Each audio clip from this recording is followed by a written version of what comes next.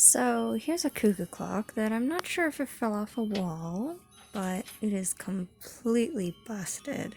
Somehow one of the figurines' heads fell off. There's supposed to be a church on the side with a little man that is animated to ring the bell on top of the steeple. I will honestly have to figure out where all of this goes on my own. It comes in pieces. No assembly kit really, so I'm on my own. It seems simple enough though.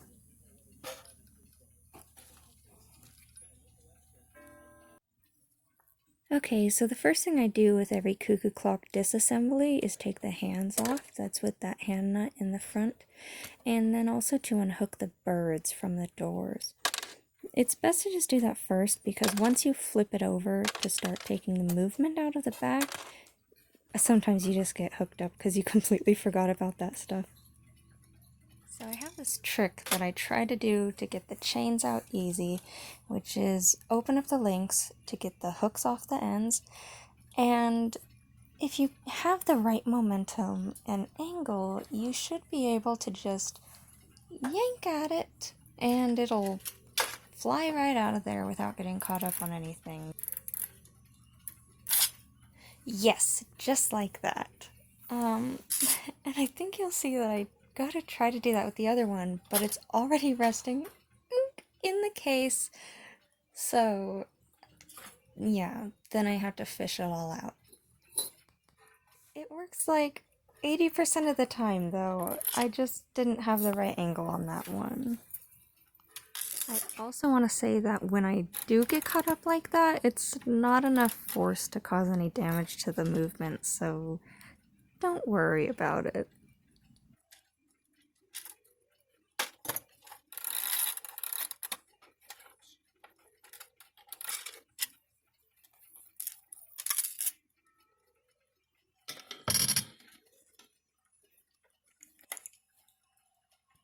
So once we're in the case, there's a good amount of stuff to disconnect. The first thing I'm going for is a little nut that belongs to the whole movement, and that will undo the night shutoff lever that's attached to that corner. Underneath it are just two pieces of metal that help keep it centered and help it run smoothly so it won't slowly undo that nut as it's as it's being pushed up and down all the time. Next, there's just those little pieces of wire running from the movement all the way up to those bellows.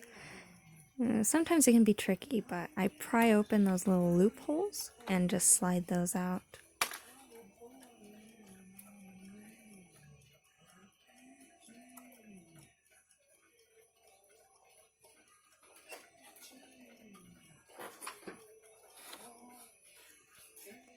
Also, sorry for those weird noises in the background. I think that's my boss probably singing to his radio.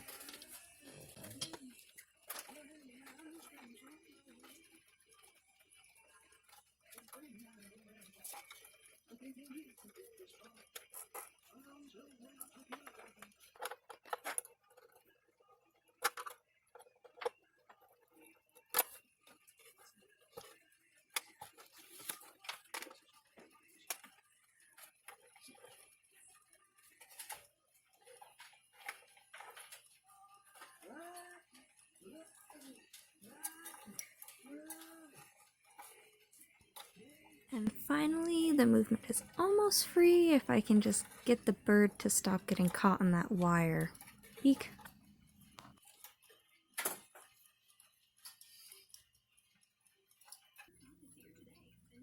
Alright, so now I get to show off the cuckoo movement. You can see some of the wheels, the basic setup. This is a pretty modern movement, and so it actually has plastic wheels in it. Those really suck, and we have to check them every time because the plastic will start to split, and then you just can't use the wheel anymore. And this one is also coated in a good layer of dust. Probably nobody wants a better angle of this, but I mean, it's so much dust, it even like, you can see how black it's supposed to be underneath. I don't know how it gets this bad.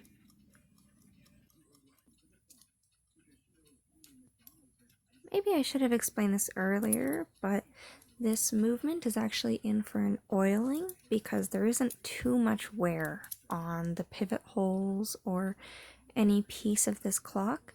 And so all I have to do is prop it up. I use these little feet, but in this case they don't work too well because the hammer is actually longer than my stabilizing feet, but there's nothing I can actually do about that, so I just have to deal with it.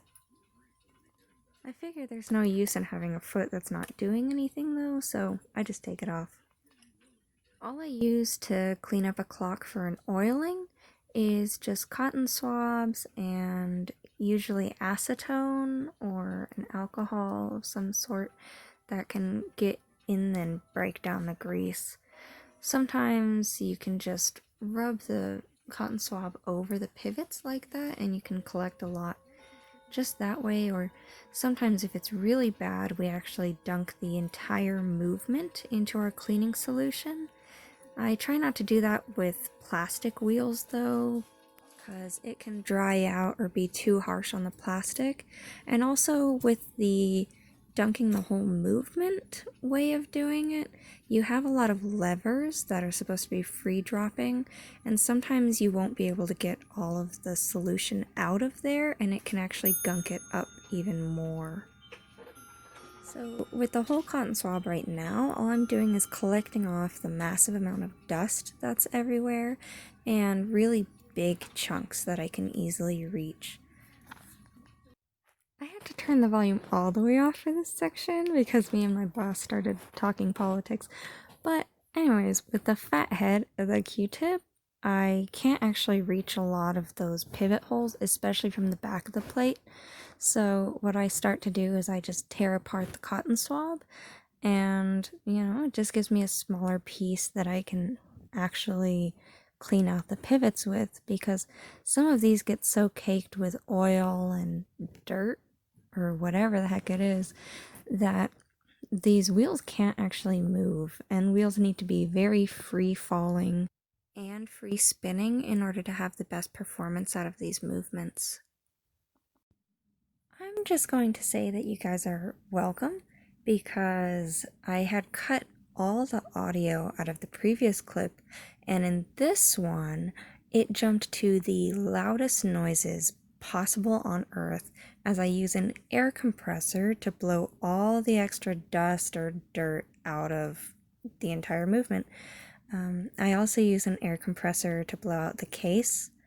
It's most effective because brushes... Oh, wait, you didn't ask. And I bet I can't explain better than you can already imagine, so... Now is the part for the actual oiling. I have this separate little oil holder that I keep dipping into, and I make sure to use a very tiny bit in each pivot, because this is kind of a hot topic debate among people that do this work. But I was taught that you make sure to not put too much oil, because too much oil and you'll actually start possibly binding, but also just collecting much more dirt, which will wear out the movement in the long run. Some people believe differently. Some people are always under the impression that more is better, and I have opened up some clocks that really tell you otherwise. They end up disgusting over the years.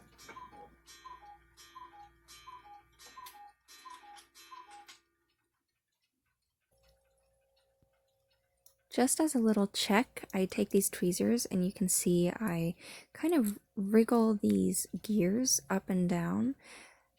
This works in the oil, it works out some of the remaining dirt, and it's also just a check to make sure that they're actually going to be free falling in place, to make sure that they're not going to be binding, and that can stop the clock, and it becomes a whole ordeal trying to figure out why it's stopping.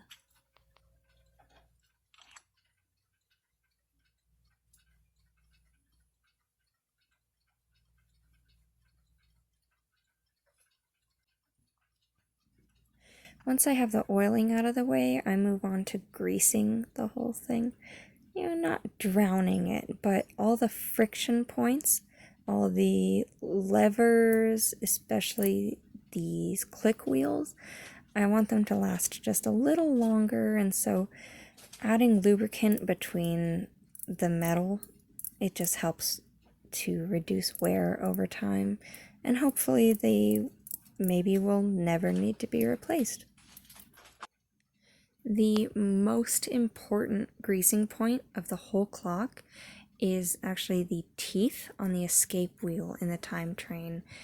These, if they wear out, they are almost impossible to replace. That might be an exaggeration, but it sure feels that way. And they actually take a lot of friction, maybe the most in this type of clock.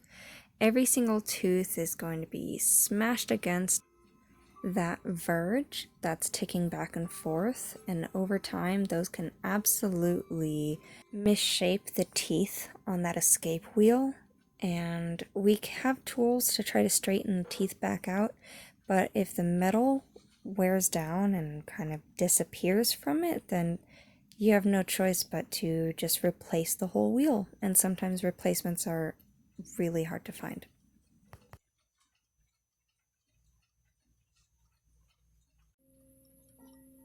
Here's some shots of the whole movement again.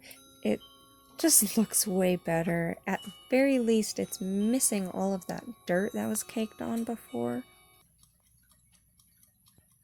Yeah, just way cleaner and shinier.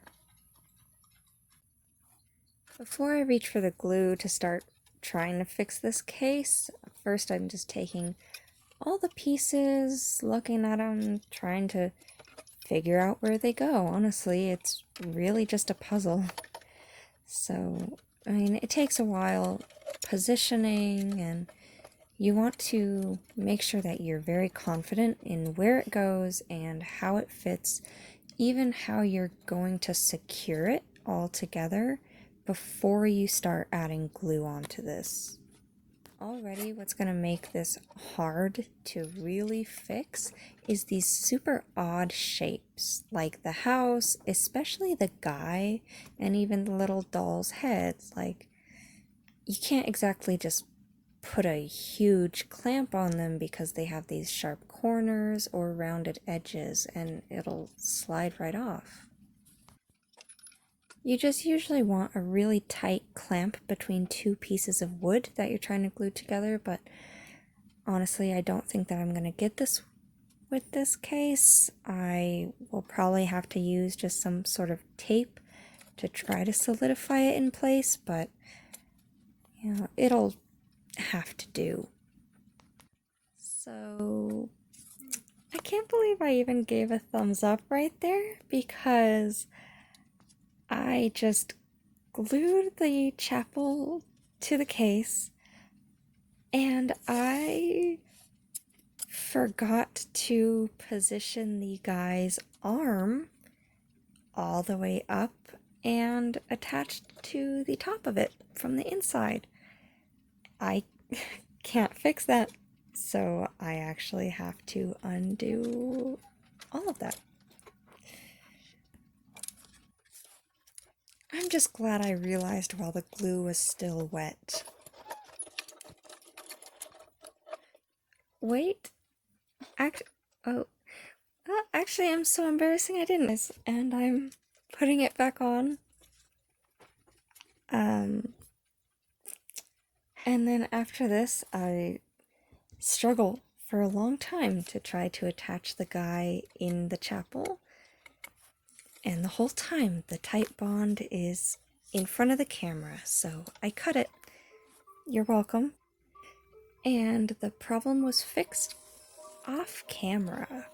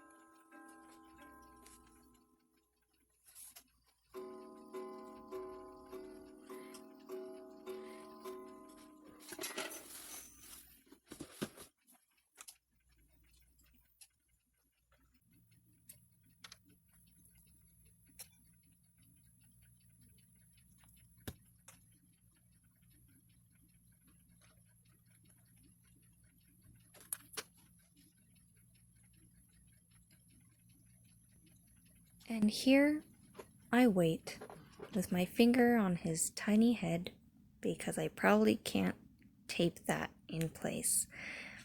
Anyways, that was basically the restoration of this cuckoo clock. I hope you enjoyed. Thank you for watching.